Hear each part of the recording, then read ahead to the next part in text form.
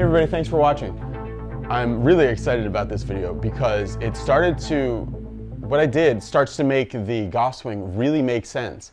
And it also starts to explain the problem of impact and why it's so difficult to get to a good impact. I made this machine, this very simple machine, that kind of replicates some things about the golf swing. It's not exactly right, and this is not science, but this is just me trying to figure it out. So just with that question in mind, I built this thing here.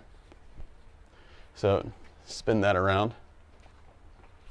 And this thing has turned out to teach me more about the golf swing than I've learned in a long time. I took the wheel off of my son's old walking bike. In my mind, I was thinking that this bar here was the arm, and this bar here was the golf club. And I noticed when I took this up to the top, and there's a little extra weight on the end here. So when I took this up to the top and let it go, see how it always runs into that flip condition there. Throughout this whole findings, if you follow me on Instagram, I put all this stuff up on bb_golf show on Instagram. And then a lot of really well-known teachers, like guys with tens of thousands of followers and stuff like that, guys on the golf channel, started messaging me about, like, hey, this is really interesting. It won't flip if you do this. It won't flip if you do. So I got a bunch of different ways showing how this machine would not flip. And you know what? It still flips. There's basically 999,999 ways to swing this machine that it will still make it flip by the time it gets to the bottom.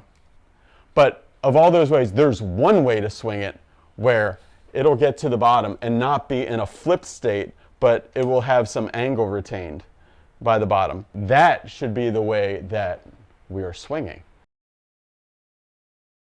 This is super important because it's the entire goal of this project, and it's the entire goal of the golf swing, really. If you want to be any kind of golfer that knows where his golf ball is going to go, you have to figure a way to hit the ball where the club and your lead arm has not come into line before you make impact.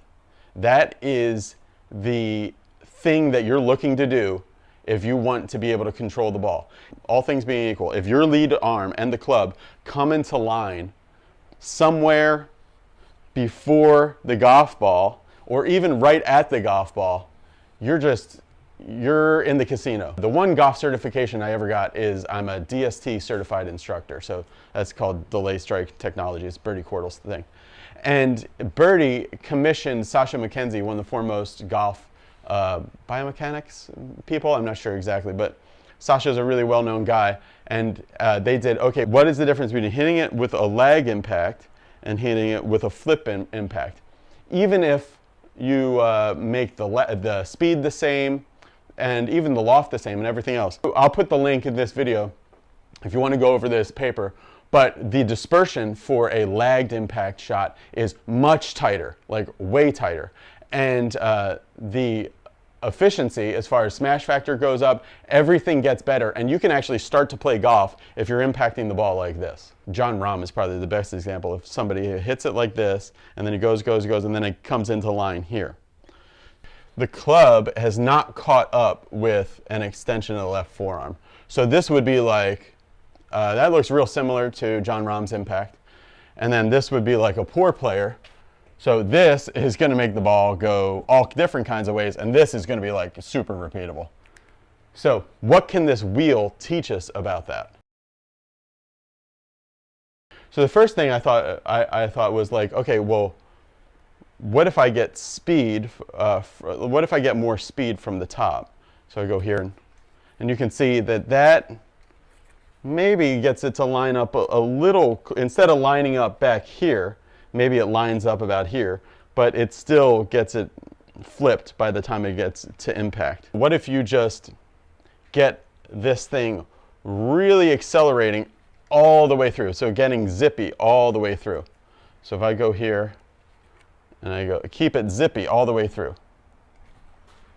So I did that, and I saw that no matter what the acceleration curve was from the top, if I really go smooth zippy, it doesn't matter. Like, I still get to the ball in this flipped position here. So that was really interesting. So then I started messing with it. The next thing I heard was, hey, if you put this thing on an angle, like the golf, this is straight up and down. If you put it on an angle where it's like the golf planes, it would work. So I tried that, and here's video of me trying that. And it didn't work. It did the same thing. And what I found is that, like, I can understand, I can really sympathize with people like myself who are getting into a flipped condition, because when you put energy into this system, those forces want to make a straight line.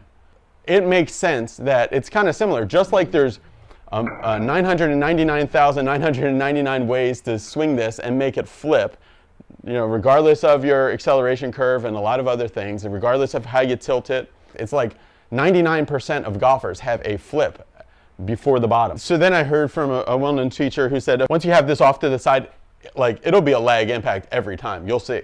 So I was like, okay, I'll try that. Put it there like that, take it back, and do this. And you'll see that when I did that, it still flips. And sometimes, like, depending on how you do it, it would sometimes catch in line here or sometimes catch in line here, but it would always eventually get to the bottom with a flip. That is all the different ways I found. That's all the different ways I found to do it wrong. And then I found out, all right, I can get this thing to have a lag impact every time, but it's gotta have certain conditions and be done in a certain way. All right, I'm gonna recruit the help of Old Glory for a minute. So if these are the shoulders, right, what I found was that if I took it back where the left arm was further than 90, it would always flip. No matter what kind of acceleration curve, no matter how smooth I went from here to here, no matter what, from more than this left arm being more than 90, it always gets into a flip, like every time. Like, so then I started thinking, like, okay, well, what about like what we see some of the pros doing, where they make a big backswing and then they basically let it fall super smooth and then throw it. Nope. Anything past a little more than 90 makes it flip. If I got it less than 90 and just let it fall, it flips. But the combination of being less than 90 or less and having acceleration, that combo gives me a lag impact. And there we'll see a beautiful impact about like that, which, all things considered, that would be awesome. Like, that would be a really great impact. So now I put it like this, and people were saying, now if you use this system like this and you take it back and throw it, it will not flip, but it does. It always flips. Surprisingly, even with it off like this and the ball position even a little bit more forward, it was always getting into a flip condition and impact, except if this arm, not this one, but this arm, has to be 90. So now, see here, I've got this arm, can actually go a little bit back, a little bit more, a little more than left arm parallel, and then we accelerate. That is a really good looking impact. That's like tour impact there. Let's do a slow-mo to confirm that and check it out. There's a lot of really interesting things that started to teach me about the golf swing, and I started to think, oh, that's why pros do certain things. So this here about the left arm being somewhere parallel or short of parallel makes this machine very easily get into a lag impact if you accelerate too through the finish. So I got the left arm parallel. So that's a lag impact. That was really good. So to put that into golf terms, what that means is that's taking a full shoulder turn, okay? And then about 30 degrees of left arm adduction. As long as you're short, have that left arm short, it's gonna make it so much better. And then, so I was talking to Milo about this a lot recently. He said, yeah, I agree with that, because so many players from a short position can get into a great impact, and they'll actually hit the ball further and straighter from a very short position. And some players like John Rahm, Tony Finau, some others, they have made a career off of like having a short position. You got to be super athletic to be able to be in that short of a position, but then still, have that short of amount of time to generate speed. Anything that's above 90 here in this zone, this is going to be a flip. Regardless of how you accelerate it, and even regardless of, I did some things with like holding the wrist. So I put a clothespin right here. I'll show you a slow motion of that. And I had that clothespin holding it all the like holding, then release. Man, that release becomes very fast, but it's like a super fast flip release. It gets into a flip position. Like even if you make it super late, doesn't matter. The moral of the story here is that anything above there is a flip, and also anything below here is also a flip, but if it's below here with acceleration, that will be a lag impact. I was thinking, now I really understand how certain players, Rom and Milo with an iron and some other players, get such great impact. They are able to be athletic from a really short position. Like, that makes sense, according to this. Really short swings like that. If somebody's taking it really back far, mechanically alone, from simple mechanics of what I have here, it doesn't make sense that they should be able to have a lag impact from such a tall position, especially too, because they're accelerating pretty good from the top. That should catch up to itself. And you see, like most, and this is the one thing I'll say, is that if you go to a tour event and you watch 100 players lined up at a tour event warming up face on, and then you watch 100 players at like a scramble warm up, the tour players will have, their club will be going back shorter, but their shoulders will be turning more.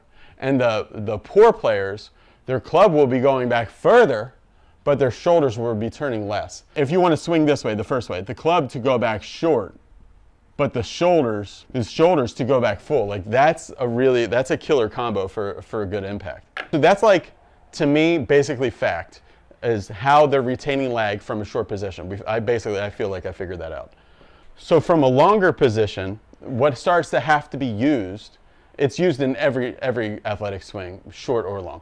But what really starts to have to be used is the slings and the rebounding effect. If I take this back long, stop, and then no matter how I accelerate, if this arm is really fast, that gets to a flipped position. But if I go like this, watch this. If I go back and then down in flow, so this way, watch what happens. Back long, then down. You can see that it gets into a lag position. So that's, I think, what they're utilizing and how they're able to keep this thing from getting to a flip spot.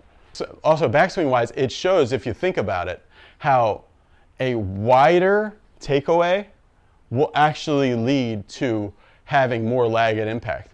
Because if you get tight and across yourself like this and take it back, it's going to want to come into line quicker because it doesn't have this area of play right here. Like you take it back 30 and then it goes in 7 off the chest and it comes on. You don't have this area of play here and you don't have it here in order to give it some time to reset and move the other way. So flow, when you have a long backswing, flow going from back to forward becomes really important. If you have a backswing that goes tight and kind of stops at the top and then it all gets released, like you have very, very little chance of having a good impact.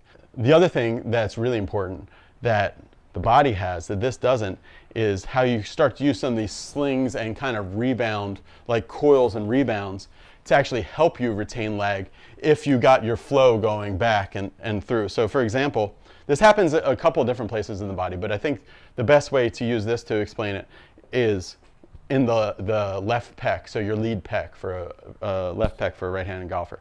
So if I'd make a backswing, you can see, watch this angle here. So this would be where your pec is right here.